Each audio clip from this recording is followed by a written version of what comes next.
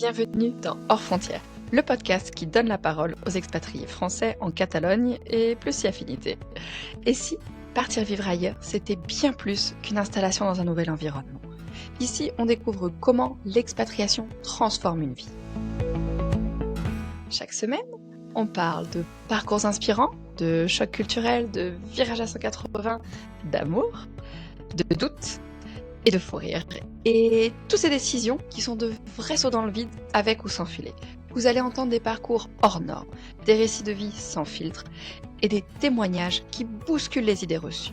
Je suis Laura et depuis l'étranger, je vous emmène à la rencontre de celles et ceux qui ont osé franchir la frontière sans billet retour. Nous allons découvrir comment quitter son pays, ses repères, ses habitudes peut parfois tout changer. Car partir, c'est oser. Oser se réinventer, oser se confronter à l'inconnu et parfois oser aller à contre-courant. Alors, installez-vous confortablement et laissez-vous embarquer pour un voyage au cœur d'histoires vraies de ces aventuriers qui ont choisi de vivre autrement. Aujourd'hui, je vous présente Grégory. C'est le tout premier invité que j'ai rencontré pour ce podcast. Je suis tombée sur son profil LinkedIn un peu par hasard en cherchant. Et son parcours m'a intriguée, alors j'osais le contacter.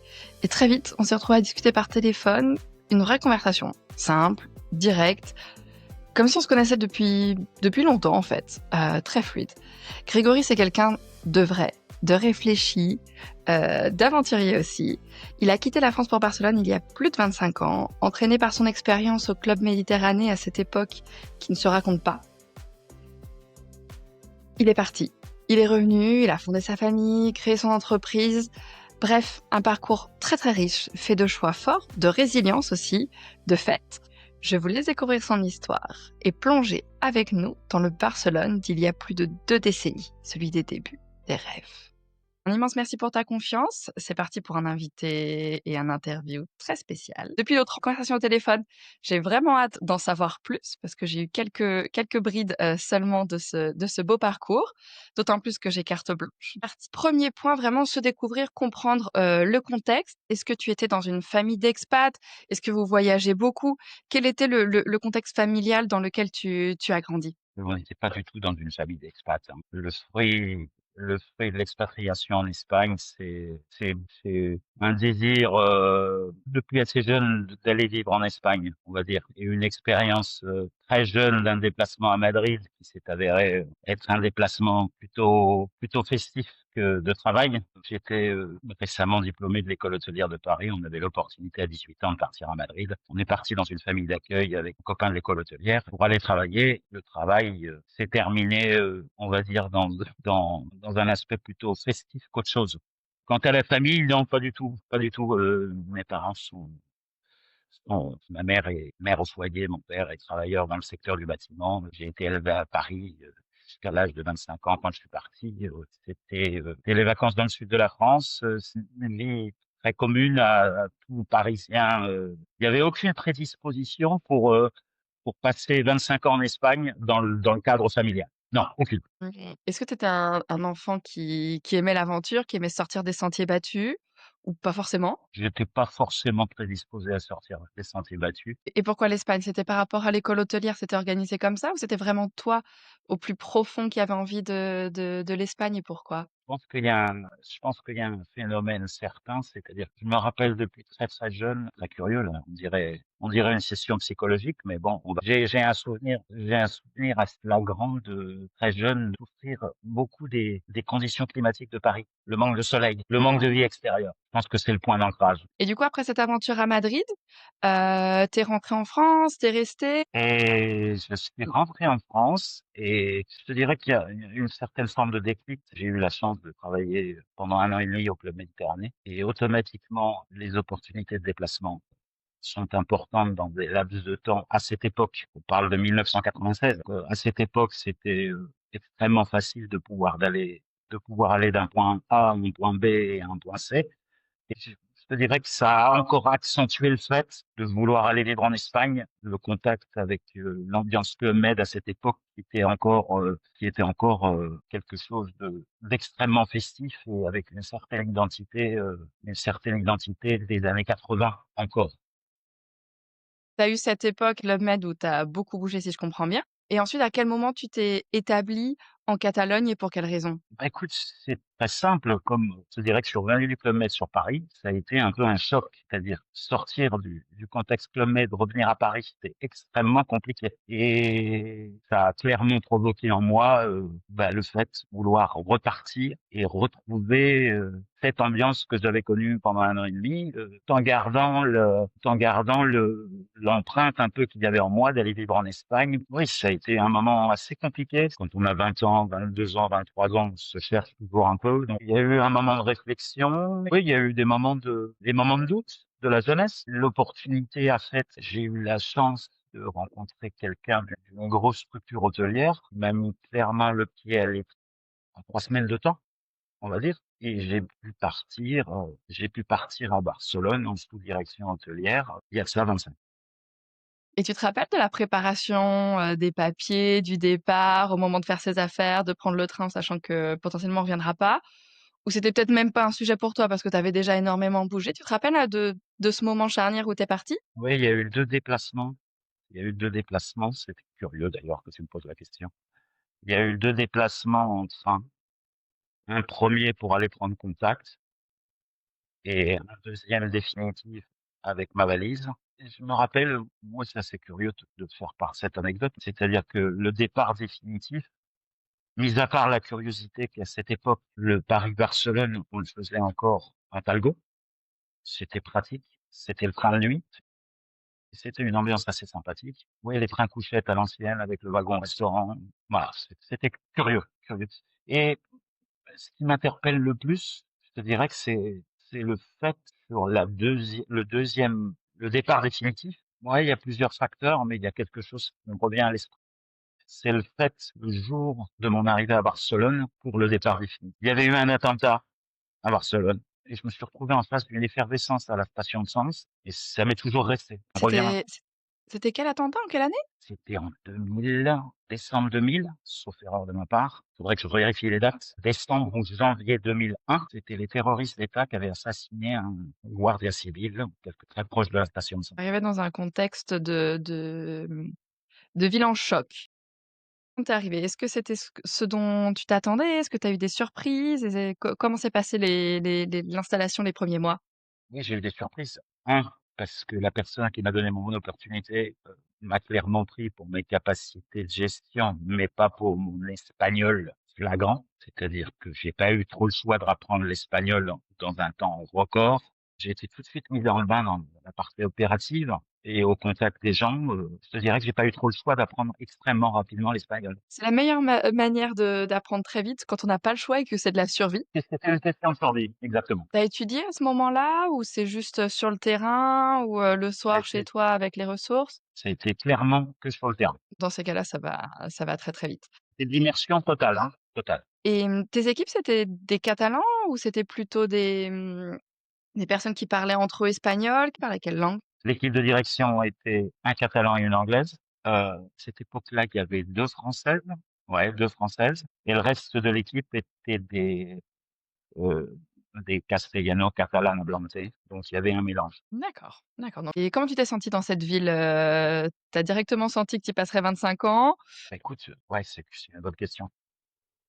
Je te dirais que j'ai été très rapidement absorbé, par l'ambiance festive et tu réfléchis pas à si tu vas rester ou si tu vas repartir. Fais-nous rêver, fais-nous rêver. C'était quoi la soirée typique? Je pense qu'à cette époque-là, entre moi et le reste de l'équipe, on avait un abonnement, mensuel, pour les discothèques du port olympique. C'était le point de ralliement. C'était le point de ralliement de beaucoup de gens.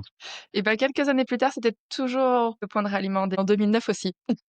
Oui, jusqu'à temps qu'ils enlèvent tout et voilà. Et quelle a été la suite pour toi? Et ben écoute, la suite, c'est très simple.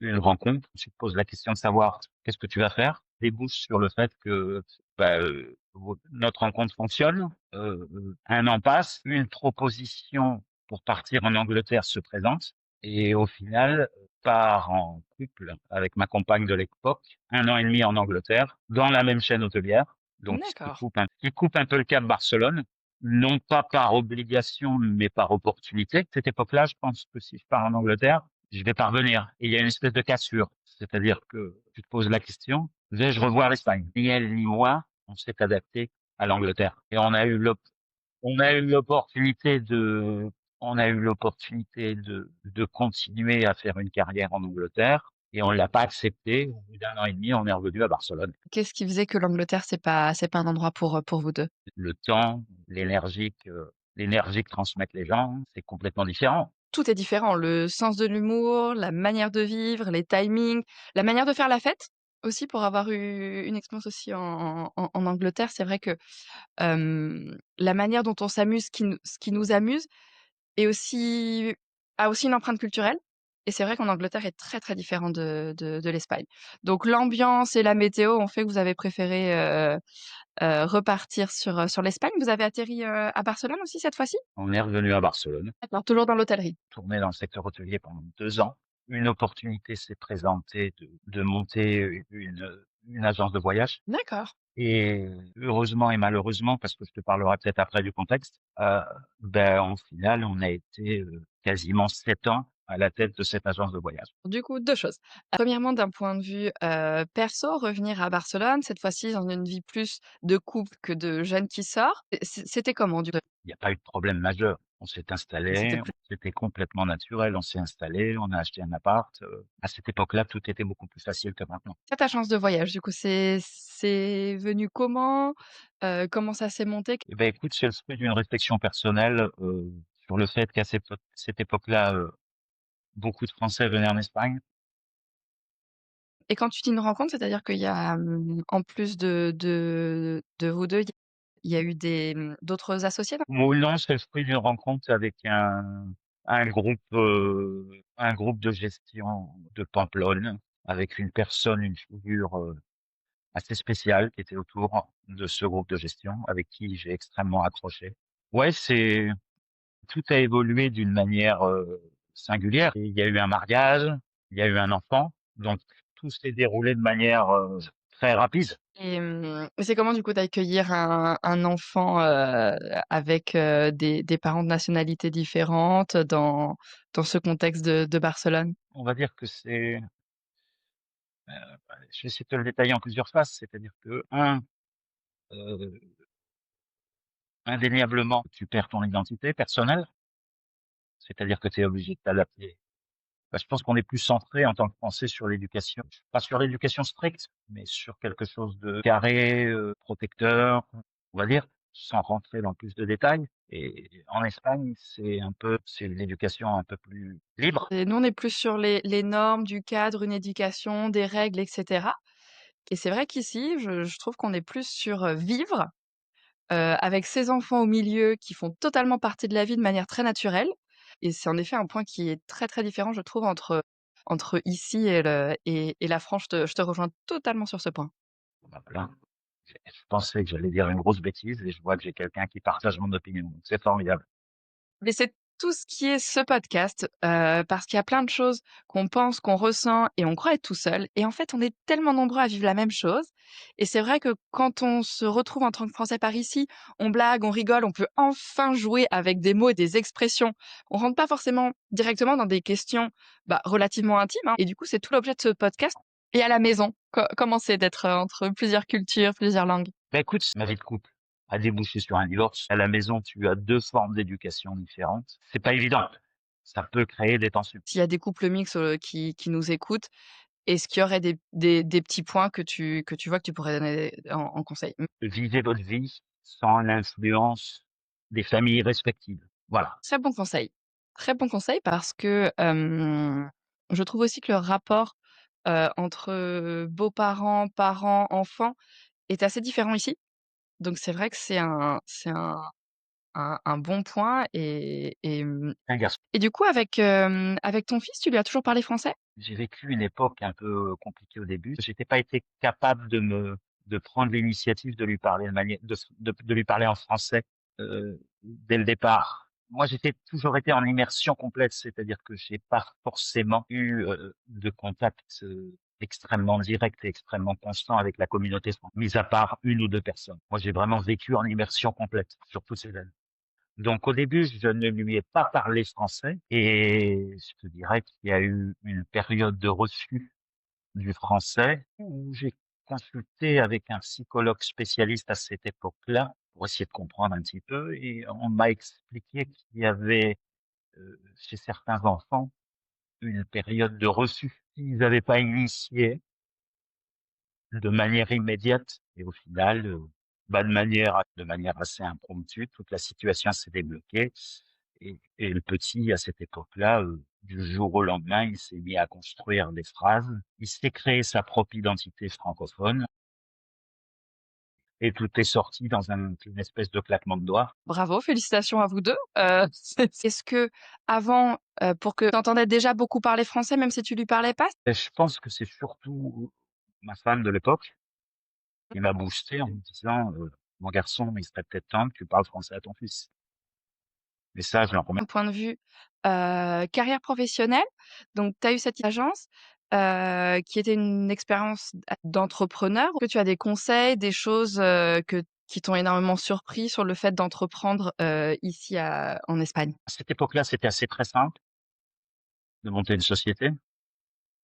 Le gros conseil que je vais donner aux jeunes auto-entrepreneurs à l'heure actuelle, même si à l'heure actuelle, je pense que le marché de l'entrepreneuriat à Barcelone et francophone a complètement changé. C'est-à-dire que là, on est plutôt dans des structures beaucoup plus importantes qu'à l'époque. Je te dirais que je vois beaucoup de francophones euh, venir avec, surtout des jeunes, à- avec des prétentions de succès. Je parle sur des choses, sur des cibles, sur des petites cibles, ou sur de l'entrepreneuriat.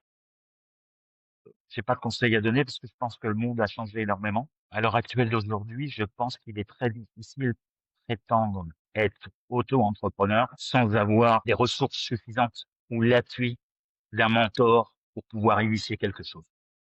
Pour quelqu'un qui a pas de conseil, c'est un très bon conseil et qui, pour le coup, n'est pas du tout lié à l'époque ou la période et c'est vrai quand on écoute des histoires d'entrepreneurs, d'avoir le bon contact, le bon mentor, les bons conseils, de savoir au bon moment, avoir le bon investissement, c'est des points très, très importants en entrepreneuriat. Et même à mon époque, c'était beaucoup plus facile, mais malheureusement, il y a eu aussi un phénomène à cette époque-là qui a touché tout le monde.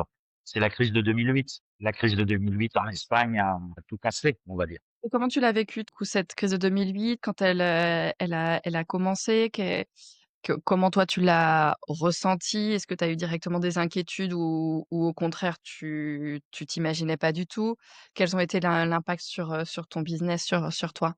Très mal, très, très mal. C'est-à-dire que ça a eu, on va dire que ça a eu des conséquences dramatiques sur le, sur le commerce, sur Mmh. notre business. C'est-à-dire que, oui, la facturation est tombée en flèche. On a essayé de tenir le maximum de temps possible. Ça s'est terminé en fermeture. Plus grand chose n'avait plus de chance à l'époque de la 2008, 2009, 2010, 2011, voire 2012. C'est-à-dire qu'on a connu une époque de 4 ans extrêmement compliquée. Comment toi tu as rebondi face à cette, fermeture de ton agence de voyage? Et comment j'ai rebondi? C'est-à-dire que toutes ces années d'auto-entrepreneur ont débouché sur un divorce et cette fermeture. Automatiquement, tout ça a des conséquences désastreuses dans ta vie de couple. Eh bien, j'ai rebondi, dans le secteur immobilier. Dans le secteur immobilier, sur Barcelone, par opportunité et par une rencontre avec une personne m'a mis un peu le pied à l'étrier et je suis rentré dans le secteur du secteur immobilier, plus concrètement la location touristique. Comment tu as rencontré cette personne? Le pur hasard d'une offre d'emploi, d'une rencontre et d'une décision, prise par cette personne. On était on n'était pas encore sur Airbnb à cette période ou déjà c'était déjà d'actualité? Et j'ai les débuts d'Airbnb à D'accord Barcelone. et comment vous avez vu ce nouvel acteur venir sur le marché? Comment on a vécu? Bah, écoute, moi, j'ai fait mes gammes là-dedans, c'est-à-dire qu'on gérait, un département d'une grosse structure de Barcelone, énormément de personnes. Je dirais que c'était une machine de guerre, c'était une machine organisée, parce que moi, je suis très, pro, opération, gestion journalière. On a vu cet acteur arriver comme, je te dirais comme un canal de vente, un acteur de plus. mais qui a profondément changé les habitudes de voyage des gens et qui a profondément changé nos habitudes sur les 12-13 dernières années. C'est un succès, mais c'est pas non plus quelque chose d'exceptionnel, on va dire. Ça devait arriver. Aujourd'hui, tu es encore dans cette société, du coup, dans ce secteur, pas non? Ça, j'ai évolué au cours de toutes ces années, évolué dans le secteur de l'expansion au niveau de la location de vacances. C'est-à-dire que je me suis pas mal déplacé dans toute l'Espagne. C'est un secteur que je connais bien. Et à l'heure actuelle d'aujourd'hui, je suis plutôt très, très relié à deux structures. Il y a une structure où je fais de l'expansion pour une structure de location de vacances à Barcelone à petit niveau. C'est-à-dire que je reste dans un cadre assez contraint, assez restreint. Et à un autre niveau, euh, je travaille pour une société de gestion hôtelière. On a un objectif extrêmement concret, c'est de retourner à la direction hôtelière. Moi, voilà. OK. Et du coup, quelle est ta vie aujourd'hui, en Espagne? Heu, Est-ce qu'un jour tu te poses la question de revenir ou pas du tout? Et aucune intention de rentrer en France. Zéro, zéro. Et s'il y avait un chiffre négatif, je te donnerais le chiffre négatif. Aucune intention. Ma vie personnelle tourne autour de mon fils qui grandit. Automatiquement, il va avoir 17 ans. On va dire qu'il commence sérieusement à être autonome. Donc, il n'a pas forcément besoin d'un support constant parce que à cet âge-là, les enfants euh, passent plus de temps à l'extérieur qu'à la maison. Donc voilà, ça c'est une réalité. Et et est-ce qu'aujourd'hui, toi, tu te sens toujours français quand on demande: «Ah, tu viens d'où?» Tu dis quoi? Alors, là, je vais te répondre avec toute la sincérité du monde, c'est-à-dire que tous les interlocuteurs que je peux croiser dans ma vie du lundi au dimanche, qui sont francophones, euh, espagnols, catalans, enfin, tous les interlocuteurs me dit que j'ai profondément une identité française et j'en suis convaincu. J- J'ai conservé ou j'ai récupéré, reprenons le fil de nos conversations antérieures, j'ai certainement récupéré mon identité française maintenant. Oui, effectivement. Et comment tu la caractérises? Tu arriverais à nous dire, en quoi tu es très français? Je veux pas être ennuyeux sur la réflexion, mais je te dirais, euh, ouais, c'est très terrien ce que je vais te répondre. La baguette, le camembert et le pain au chocolat. Ouais, le vin, oui. Ouais, ça c'est pas. Je suis pas certain que au vin, oui, jusqu'à un certain point. Caractériel, comme un bon Français ou comme un bon Parisien, oui aussi. Quelle est pour toi la plus grande différence entre, la France et la vie à Barcelone? Vie casanière, vie à l'extérieur. Tu ne vis pas de la même manière si tu vis enfermé chez toi beaucoup plus de temps que tu vis à l'extérieur. Ouais, ça a changé ma capacité relationnelle vis-à-vis des gens. Je suis quelqu'un qui, au fil de ces 25 ans, je suis quelqu'un qui est devenu extrêmement social. Je pense qu'en effet, beaucoup d'entre nous ont beaucoup évolué sur l'ouverture, la convivialité, être beaucoup plus accessible. Je me sens extrêmement timide de venir faire un Erasmus à Barcelone et je pense que la barrière de la timidité va disparaître rapidement. Tout à fait. C'est un grand saut dans le bain, dans le vide et où on se rend compte qu'en fait, bah, après ce grand saut, trop bien. Mais je pense aussi, de toute façon, que la société euh, Barcelone en elle-même, au cours de ces années, est devenue une ville aussi un petit peu hermétique dans le relationnel. C'est-à-dire qu'il y a une certaine empreinte francophone. C'est plus le Barcelone euh, ouvert sur le monde qu'on a connu il y a 25 ans. À côté de ça, la communauté internationale à Barcelone a explosé. Du coup, elle a explosé, mais très communautariste. En quoi aujourd'hui c'est beaucoup plus fermé pour toi? Je pense que ça c'est un commentaire certain, c'est-à-dire que la communauté francophone à Barcelone est très importante, mais la communauté francophone à Barcelone reste très francophone entre elles. C'est vraiment un choix, quand voilà, j'étudie un petit peu forcément plus de parcours. bah, voilà, je veux être en immersion totale ou non, je veux Voilà. être là-bas, mais plutôt avec des Français, c'est vraiment un choix de vie et d'accord.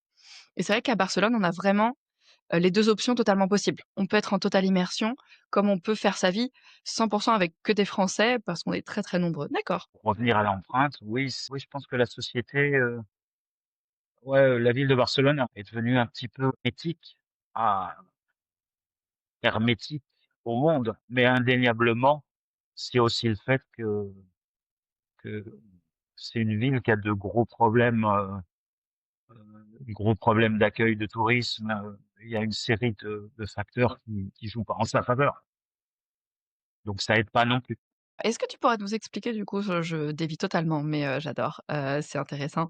On voit en effet c'est dans la presse ces manifestations de gens de Barcelone, du cru on va dire, contre le surtourisme. J'aimerais un petit est-ce que toi tu as une analyse, tu as quelque chose pour nous éclairer un petit peu et comprendre un peu mieux ce Je vais sujet? essayer de le formuler je vais essayer de le formuler sans prendre une position, extrêmement drastique. C'est pas très simple. C'est-à-dire que je devrais être assez hermétique et te dire: «Next», mais, je vais essayer de formuler quelque chose d'assez construit. Je vais prendre une espèce de dynamique personnelle et qu'on se fait uniquement référence à Barcelone, et c'est le cas Mmh. ailleurs parce qu'il y a des problèmes de ce type-là ailleurs. Il y a une espèce de constante, un espèce de roum constant au sujet des problèmes, heu, de vivienda en Espagne et les augmentations des tarifs, blablabla, blablabla, etc.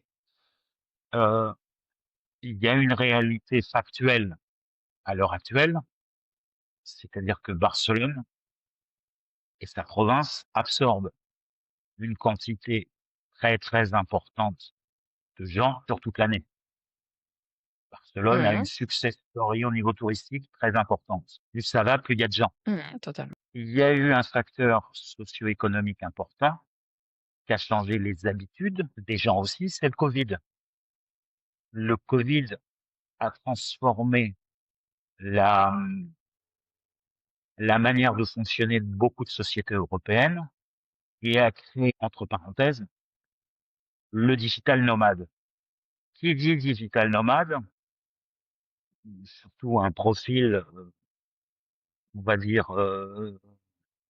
30-45 ans, qui est venu s'installer en Espagne pour les conditions de vie, etc., etc. Tout ça, ça a provoqué euh, un surboom entre le tourisme, le digital nomade, plus d'autres facteurs, augmentation des tourismes, proximité, etc., etc., que Barcelone est une ville qui est un petit peu au bord de l'implosion.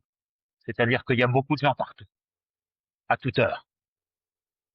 Ex- Cette surexposition de la ville a fait que les locaux n'ont plus d'espace. Les manifestations, etc., etc., qu'elles soient justifiées ou pas, je ne vais pas rentrer personnellement dans une évaluation de ce genre de choses. C'est mon opinion personnelle, mais je pense pas que ça soit très adroit de le partager sur ton podcast et sur la qualité de l'interview qu'on a eue avec tout ce qu'on a raconté. Actuel, et pour terminer sur un détail que je domine un petit peu, et pas pour rentrer plus dans les détails, je pense qu'il y a une réalité aussi. Il y a deux réalités qui ne sont pas sur la table. Ça, c'est mon opinion personnelle et je peux la partager. C'est-à-dire que Barcelone n'a plus d'espace. Il n'y a plus d'espace pour construire. Et ça, c'est une réalité. Donc, Barcelone ne peut plus grandir au niveau structurel. Tous les espaces sont, sont pris. Et, et les coûts de matières premières pour construire un immeuble sont hors de prix. Ça fait que il y a un amalgame et qu'il est en train de se créer des barrières sur la ville qui provoquent beaucoup de choses. très négative. C'est vrai qu'on peut comprendre que ça crée des certaines inégalités. Quand tu parles des digital, nomades, d'une quarantaine d'années qui viennent du nord de l'Europe, on se parle de salaires beaucoup plus élevés. Je pense qu'on peut même se parler de par 4 parce qu'ici, 2 000 € est un salaire annuel. Donc en effet, on a des digitaux nomades de 40 ans qui viennent avec des salaires totalement, pas du tout de marché. C'est vrai que ce mélange fait que, on a en effet des populations avec des niveaux très, très, très, très différents et des disparités forcément peuvent créer des Et ça tensions sur la crée vie. D'accord. automatiquement des disparités, des tensions. Mais il y a un D'accord. facteur qu'il faut pas oublier, et ça j'insisterai dessus et j'ai pas peur de le dire, c'est-à-dire que au niveau structurel, Barcelone, il y a plus de place. Il y a plus de place. D'accord. Va-t-on voir un phénomène qu'on a vu il y a 30 ans en France? Ouais, 30 ans. Voire 35, peut-être 35 ans. C'est-à-dire qu'il va y avoir, et on va commencer à voir des déplacements de personnes à l'extérieur de la ville à des distances importantes. Pourquoi il y a un boom important à Gérone? Pourquoi il y a un boom important à Tarragone? Parce que les gens, au cours de ces années, il y a eu une démocratisation des transports qui permet aux gens de pouvoir vivre à Tarragone et vivre à Gérone et prendre le train, prendre le TGV tous les matins. Je pense que c'est C'est ce qui ça. se fait d'ailleurs depuis, d'accord. D'accord. Hem, ensuite, avant de finir sur la question signature, dernière question, est-ce que tu aurais un conseil à donner à quelqu'un qui, pense s'expatrier? Venir avec un objectif précis, ne surtout pas s'installer à Barcelone. Si le cadre du travail ou le cadre de ces objectifs précis est relié sur la transversalité France-Espagne, Espagne-France, euh, c'est encore mieux. Très bon conseil. Du coup, je vais partir sur la dernière question, la question, signature du podcast. Si tu devais, parler de la France, aujourd'hui en une odeur, une image ou une scène? L'odeur, euh, la boulangerie de mon enfance. Très cliché, mais je pense qu'on l'a tous Ah, totalement, cliché Amélie Poulain total. et c'est une très belle image. Hem, merci beaucoup pour ce partage, authentique, tes réflexions, ton parcours. Merci beaucoup, je trouve qu'on a eu un bel échange très intéressant. Merci d'avoir voyagé avec moi dans cet épisode de Hors Frontières. Si cet échange vous a plu, partagez-le autour de vous, parlez-en, laissez un petit mot sur votre plateforme d'écoute, les réseaux, ça aide vraiment le podcast à grandir. Et si vous aussi, vous avez franchi le pas de l'expatriation ou que l'idée vous trotte dans la tête, j'adorerais découvrir votre histoire. On se retrouve très vite pour une nouvelle rencontre, toujours plus vraie, riche de rebondissements et d'aventures hors frontières.